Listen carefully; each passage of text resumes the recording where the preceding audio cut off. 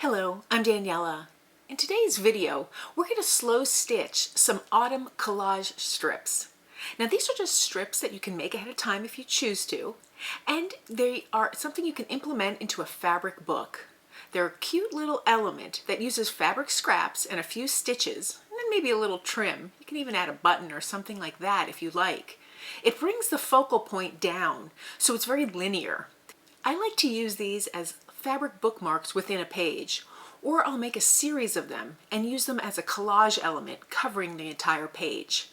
It's a fun technique, especially when you're choosing to do a similar theme or color scheme.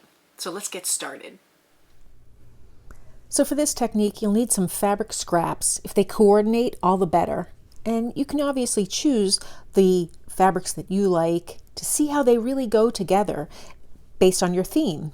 Since the theme this time for me is autumn, I have some beautiful rich colors here. This rust, this earth tone. This is a little floral print, but it picks up some of those colors. And then for my background piece, I'm going to use this little scrap of muslin. I'll cut it down to size, as I will with all the scraps. After I've completed that part, I'm going to take some trim or ribbon. In this case, I'm using this gorgeous velvet ribbon. It's got that rust color, and I just adore it. I could use this all day, every day if I had enough different colors. I'm also going to use some variegated thread for my stitching, my aesthetic here. And then I separated some into 1 and 2 strands on separate needles. And the 2 strands will be to join our fabric together. The 6 strands will be used for the stitches, and the single strand will be used to adhere this trim to the end of the piece. I won't need the trim for a while, so I'll set that aside. And right now I want to decide what size to make. When I make these ahead of time, I make them really large because I can always cut them down or fold them or turn them into snippet rolls. But for this piece, I'm going to make it fairly small. So I'm going to cut my fabric here into a strip, maybe about 1.5 to 2 inches. And then I just like to tear it because I love those rough edges. Pull any of the fraying. And then I'm just going to create the top piece, or it could be the bottom, but I just like to make that straight. And now I'm just going to go in there and design it with this fabric. I could make the piece entirely in this brown and then just put a little bit of that rust color over it along with some of that pattern. Or I could do the opposite. I think I'm going to actually start with this little brown piece here. Again, I like my strips here. And if it's a little longer, that's fine. I can always trim it down. I do want to trim the edge here though. And I have a little bit of the muslin peeking out from the sides. I kind of like that. It doesn't have to line up perfectly. You can make your additional pieces the same width, or you can make them larger. And I think that's the beauty of this project, is that there's so much variation that can occur. So I'll play with some of this rust strip here. And I do like that rough edge, so I'll really work on that. And then just cleaning it up by removing that frayed strand.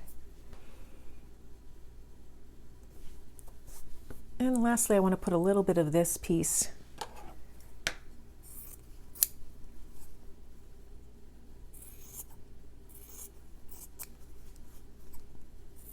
So I cut everything down to size, roughly the shape, and then I just play with how I want it to be on top or underneath.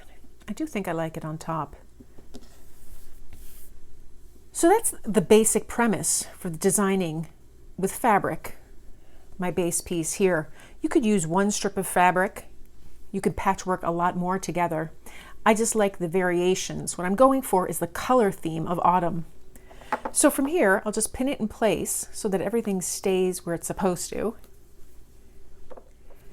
And so now I'm going to take the 2 strands of embroidery floss on my needle, and I'm just going to tack it down in all the areas wherever they meet. So right up top here, where these fabrics meet, I'm just going to do some stitching. You can use any type of stitch in any direction you want. I happen to like my stitches to be seen, so I'm just going to go up and down combining them, kind of Frankenstein style. And then I'll do that on all the areas where the fabric meets. So when it's complete, I have all my little stitches holding it in place, and that adds a whole nother design element. You can stop here if you wanted, or you can pick and choose if you want to do the next step. But I'm going to take some of this variegated thread. It's just beautiful. DMC 69. It's kind of rust and light brown.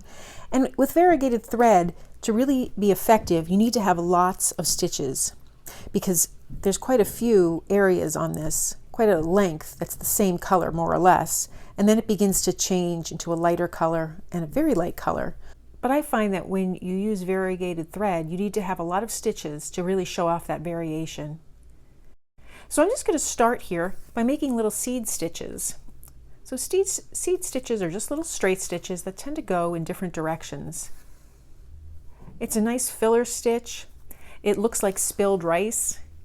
It's just very fun. It adds texture depending on how large you make your stitches. I like it because it unites pieces. If you go over different areas with fabric, you'll have a very interesting effect because that top layer, it's almost like a very rustic lace, are those seed stitches. So I just like to keep making a bunch of them, and I'll go up the entire length of this piece over all the fabric. So I finished my little seed stitching all the way up and down the piece here. I'll show you what it looked like with one length of embroidery floss right here. So in looking at that, I thought it needed more stitches. This is where it's subjective. So you choose if you want to add additional stitches or you want to change color, thread, or anything of that sort. Maybe even change types of stitches. And then I had this one that I used 2 lengths of embroidery floss. And I'm pleased with how that came out. There's a nice bit of texture here. It shows up more contrast over the lighter fabrics, blends somewhat with the rust color, and I like that. So now I want to just finish this piece. Because this piece has a definite top and bottom just by the way that these flowers are, I mean, of course you could flip it if you wanted, I'm going to use this as the bottom. So I'm going to take my trim here just from this roll, and it's very giving velvet. It's not very stiff at all. And I'm just going to take it and put it on the bottom. Now, I don't have to put it on the bottom. I could put it somewhere on the piece if I wanted, or I could even line it on the side. But I'm going to continue on the bottom. I just like that look. I think I'll have a little bit of that peeking out, that base. So I'll cover up some of my stitches, and that's not a problem for me. I'll trim off my piece and set it down here. And then I like to fold it over on both ends. Now I'm going to start stitching down on one side, and I'm using the one strand of embroidery floss because I don't want it to show, so I'm going to make very tiny stitches. I'll come in from the back, going through both layers of velvet ribbon as well as my piece, and just make a few stitches, very small, the length of the piece. And when I get close to the area on the back that the other side will fold over, I'll fold it over. There's a little bit of overhang with the ribbon. If that's a problem for you, just snip it down. I don't mind that. But I'm going to come over here and continue stitching just these tiny stitches, the length of this ribbon, both on the top and the bottom of it. And that will hold it in place really securely.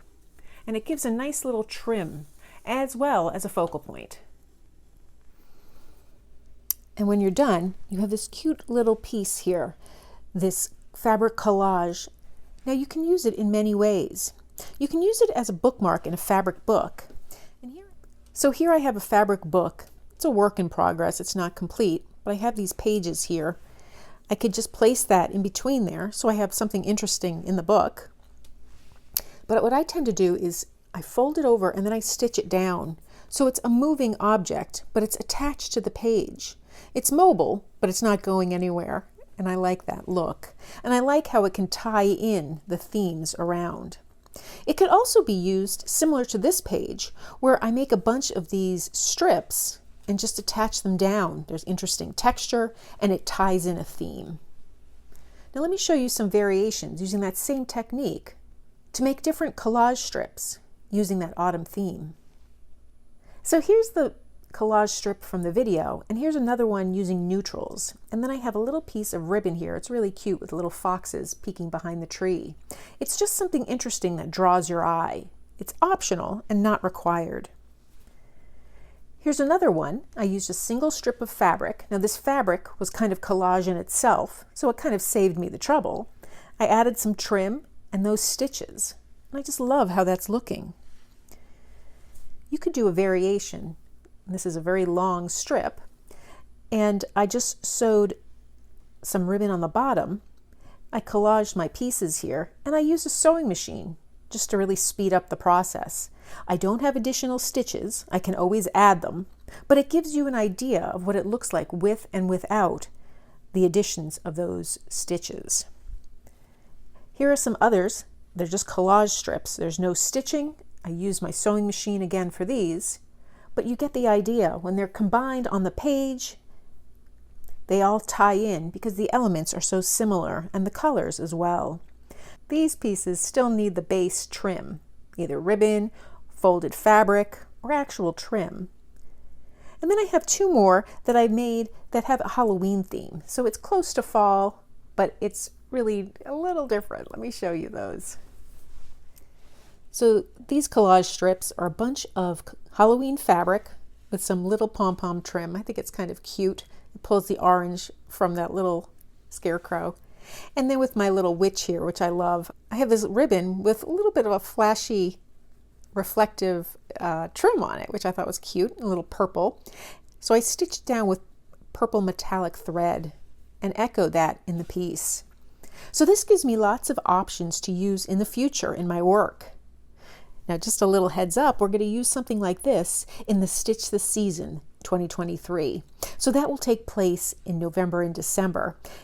And I think this textured piece, this collage strip, will be beautiful in a Christmas book. So that's how I make my fabric collage strips. You can use a sewing machine to piece your strips together and then just embellish with stitches. You can do the whole thing with a sewing machine if you'd like, or you can do the whole thing by hand. I like that I have all these variations. Sometimes when I'm doing my sewing on a machine, I can sew strips together and set them aside, and then work on them, hand stitching them and adding little elements to them at my leisure. It just really makes for a very enjoyable activity, particularly if I set up the basics, the skeleton of the project first. If you found this video helpful, please give it a thumbs up and be sure to subscribe.